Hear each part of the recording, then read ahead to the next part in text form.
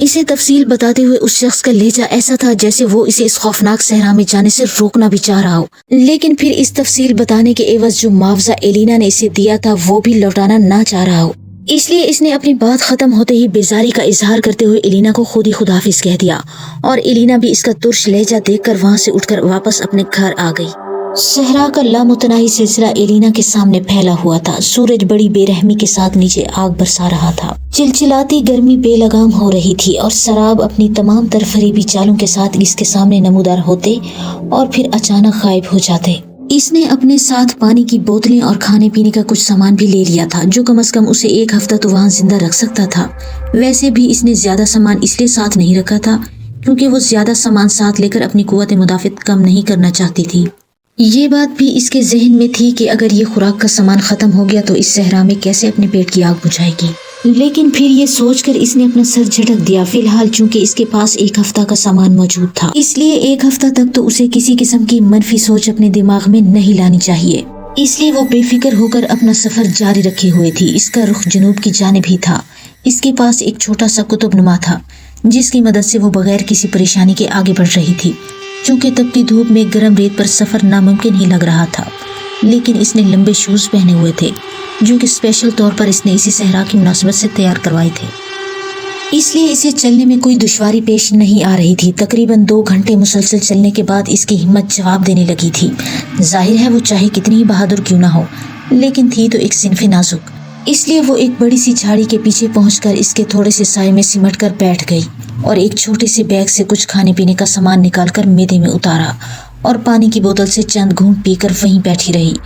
वो काफी थक चुकी थी, इसलिए इसने सोचा कि कुछ देर आंख लगा ले ताकि फिर ताज़ा दम होकर दोबारा सफर जारी रख सके। सहराए गोबी में तकरीबन हफ्ता भर में 3-4 बार तो रेत के तूफान लाजमी उठते हैं और गालिबन ये इन्हीं दिनों में से एक दिन था कि दूर उफक पर गहरे साए बनने लगे।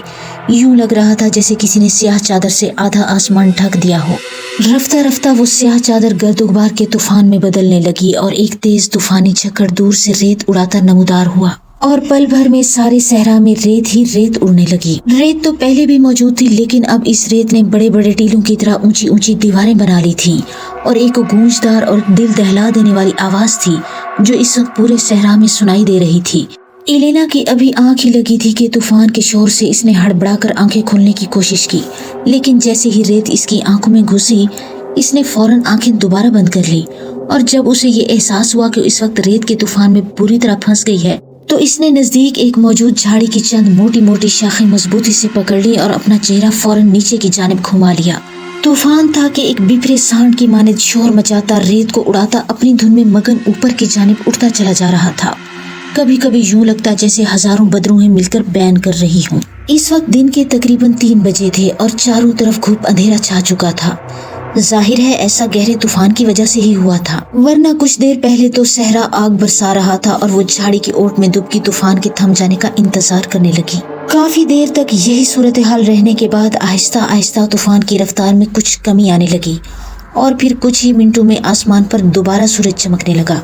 एलिना को सूरज की तपिश महसूस हुई तो इसने आहिस्ता से सर ऊपर उठाकर देखा तो तूफान गायब हो चुका था। वो जिस तरह अचानक वारिद हुआ था इसी तरह अचानक गायब भी हो गया था। ये देखकर इसने खुदा का शुक्र अदा किया और फिर जल्दी से उठकर बैग कंधे पर लटकाया और कुतुबनुमा की मदद से जनूब की जानिब दोबारा सफर शुरू कर दिया। इस बार इसकी रफ्तार कुछ तेज थी। वो चाहती थी कि रात होने से पहले पहले वो किसी महफूज मकाम तक पहुंच जाए। अगर इस वक्त वो इस झाड़ी के नजदीक ना होती तो वो खौफनाक तूफान कब का उसे उड़ा ले जा चुका होता।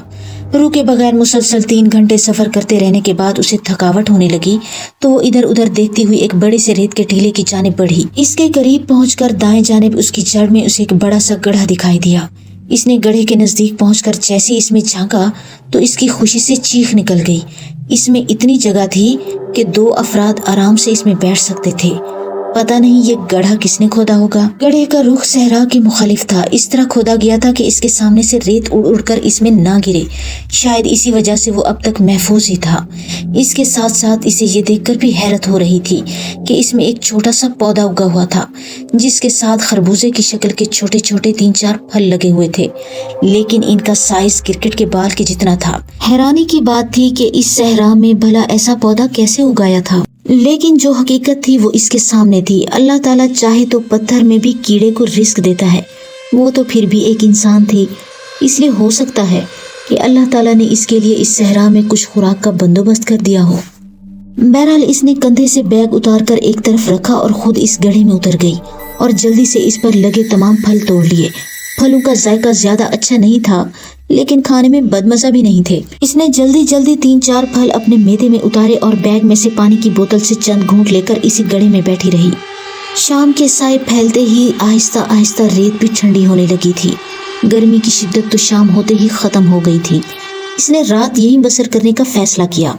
वैसे भी वो इस वक्त सफर नहीं कर सकती थी, क्योंकि किसी भी वक्त इस चुड़ैल से सामना हो सकता था। इसलिए वो इसी गड्ढे में सिमट कर बैठी रही और आसमान पर टिमटिमाते सितारों और चांद को देखने लगी, जिसकी दुधिया रोशनी ने रेगिस्तान को रोशनी से नहला दिया था।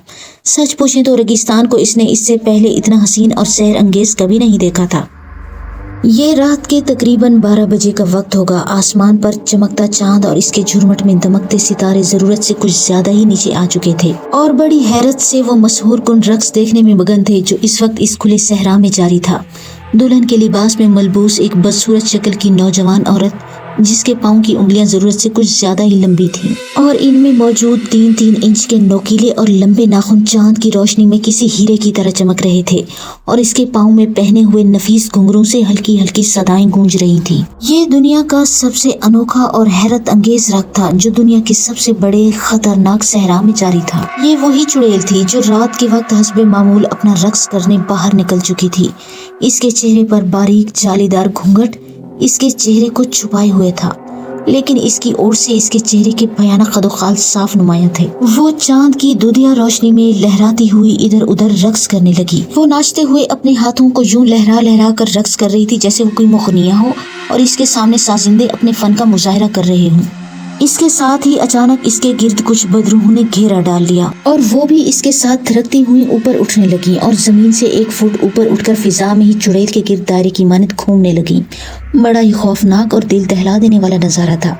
रक्स करते करते अचानक वो चुड़ैल एक झटके से रुकी और हवा में मुंह ऊपर उठाकर कुछ सूंघने लगी। कुछ देर तक वो इधर उधर सर हिलाकर देखती रही, लेकिन दोबारा उसे अपनी मस्ती में दोबारा रक्स करने लगी। ये एलेना की खुशकिस्मती थी कि वो जिस तरफ इस गड्ढे में मौजूद थी, हवा का रुख इसकी मुखालिफ सिमत में था, इसलिए वो चुड़ैल अपने से कुछ फासले पर एलेना की खुशबू सूंघ पाई थी, वरना अब तक शायद वो इसके सर पर पहुंच चुकी होती। काफी देर तक रक्स करने के बाद अचानक वो ठंडी रेत पर जा गिरी और जोर जोर से सांस लेने लगी। इसकी सांस धूंकने की माने चल रही थी। इसकी हालत से यूं लग रहा था जैसे रक्स करके उसे बहुत तकलीफ का सामना करना पड़ रहा है, लेकिन अगर ऐसी बात होती तो वो ये रोज अजियत क्यों बर्दाश्त करती है। इसके जमीन पर गिरते ही वो तमाम बदरूहें धुआं बनकर हवा में तहलील हो गईं। ये हैरतों की सरजमीन थी। यहाँ इसके इसरार अभी तक किसी पर आश्कार नहीं हुए थे। जाहिर है यहाँ से जिंदा बचकर जाने वाले इन राजों से पर्दा उठाने में यकसर नाकाम रहे हैं। अगर 2-3 बातों को जानकर उन्होंने दुनिया को बता भी दिया तो कौन सा कोई अनोखा कारनामा सर अंजाम दे लिया। जमीन पर बड़ी लंबे लंबे सांस लेने के बाद वो फौरन उठी और छन छन की आवाजें पैदा करती अपनी रिहाइशगाह की जानिब चल दी। शायद वो अब आराम करना चाहती थी। एलिना के तो फरिश्तों को भी मालूम ना था कि इससे 50-60 फुट की दूरी पर वो ही चुड़ैल रक्स करती फिर रही है, और ये भी इसकी खुशकिस्मती ही थी कि वो किसी जरूरत के लिए बाहर नहीं निकली थी, वरना शायद अब तक इस वीरान सहरा में इसकी लाश सांप पिछू ही खा रहे होते। अल्लाह अल्लाह करके रात भी थी और सुबह का सफेदा नमूदार होते ही वो गड्ढे से निकली और बैग से थोड़ा सा खा पी लेने के बाद इसने मुकम्मल तौर पर सूरज निकलने से पहले ही सफर शुरू कर दिया था। कुतुबनुमा के मुताबिक वो अब इस चुड़ैल की रिहाइशगाह से ज्यादा दूर नहीं थी, इसलिए वो बगैर रुके जल्दी जल्दी इसकी जानिब बढ़ने लगी, जिस तरफ कुतुबनुमा की सुई उसे चलने का इशारा दे रही थी। काफी देर तक चलते रहने के बाद उसे एक दूर मकान के आसार दिखाई देने लगे। चूंकि वो अब दिन चढ़ाया था और सूरज भी खूब चमक रहा था, इसलिए इस चुड़ैल का कोई खतरा ना था। वैसे भी वो रात के वक्त ही निकलती थी, इसलिए वो बेफिक्र होकर इसकी तरफ बढ़ती रही। Please like, comment and subscribe the channel Shehzad Khan Horror Stories, and thanks for watching.